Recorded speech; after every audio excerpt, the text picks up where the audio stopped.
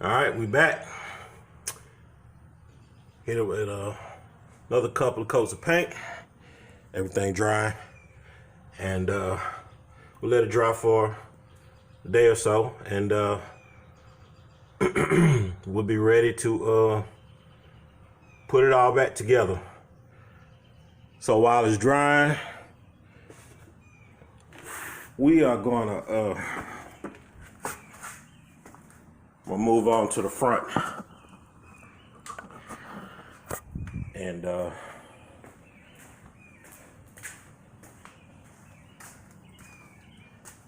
try to do something with this firewall. It's not bad, but it could be better.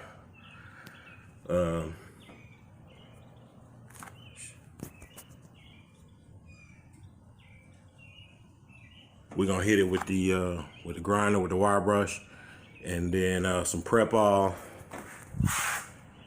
which, by the way, works great. Hit it with that, and then actually I got to go back out and get some more black paint.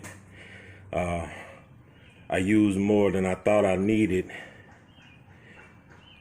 trying to take care of the back. So I'm at least need one more can of paint. One can should do it. It's just the firewall. Everything else is straight. The inner fenders are probably gonna end up being replaced, so I'm not too worried about that. But yeah, I don't like the flat black look on the firewall, and then it's, like I said, it's kind of patchy and scratchy. So we're gonna clean it up a little bit and hit it with some paint. And after we're done with that, I can get started putting the brake booster, brake pedal assembly, all of that back together, and start running the lines, at least on the front, on the ones that I have, and keep it moving until we get the lines to run to the back, and that'll do it for the brakes. And after that, man, we can probably be moving on with the fuel system. After we get done with the brake system, we'll put the tank in and run the fuel lines up to the front, and then we'll be on our motor quest. But I'm gonna get this prep, move some of this stuff out of the way. It's the rest of the parts that needed painting. Brake pedal assembly. As y'all can see, I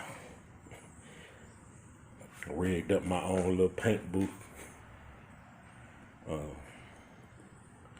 yeah, we gonna get all of that put back on the car when we run the brakes, brake lines, and move on from there. I told y'all, man, I had 3 good rallies. I thought I had 4 caps. One of them grew some legs and got the hell on, but I do got 3 good rallies. Tires shot, but the rims all good. Again, nothing wrong with them. They just won't fit over the new brake setup. So, man, you interested? Hit me in the inbox. I'm about to clean them up a little bit as best I can, and just kind of sit them to the side, out of the way. But yeah,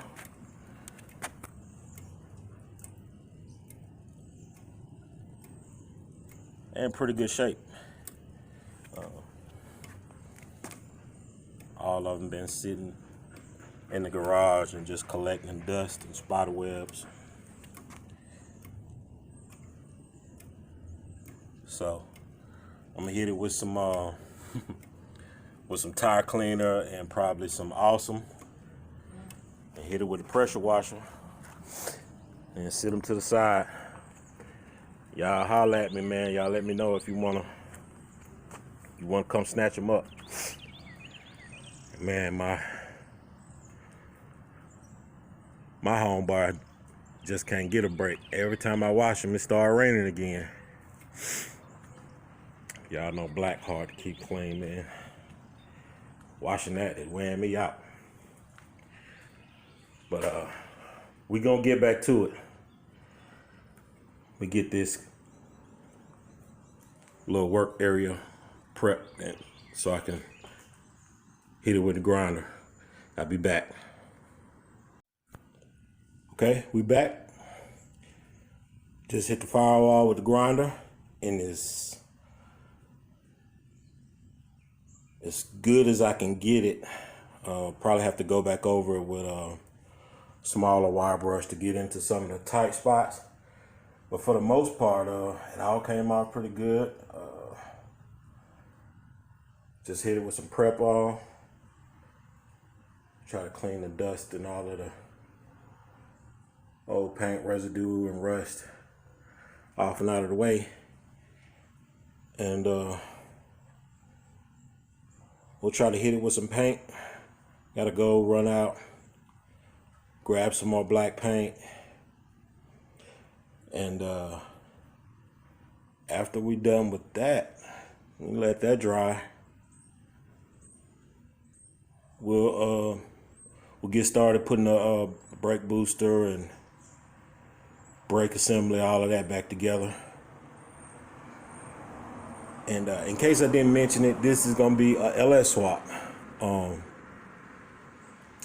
So I'm still unsure about the gas pedal situation, whether or not we're gonna use the cable or the wire setup. I guess we'll cross that bridge whenever we get to it. But for right now, really, all we got to worry about is the brake booster and assembly brake lines. Oh, and I do need a new windshield wiper motor. That's the old one right here. It works. I put some power to it and it works. It's just the housing on it is cracked. It does not look doesn't look too good. So we're gonna replace it. And eventually we'll get around to this to the AC setup, which really I just realized not long ago that this was an AC car.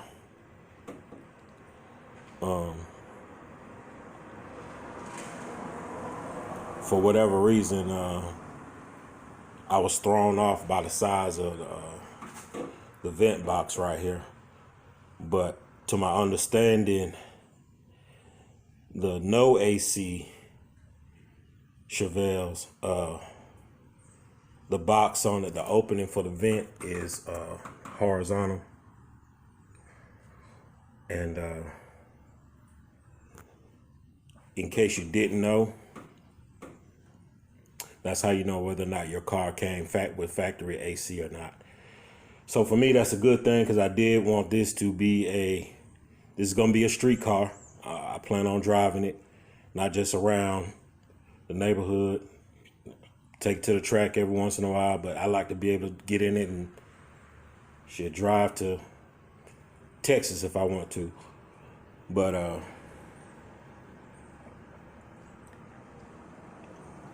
knowing that it's an AC car, it gave me some relief that I didn't have to try to come up with, vintage AC and how I'm gonna do all of that. But yeah, we making some progress. No thanks to y'all out there on YouTube, people that I follow.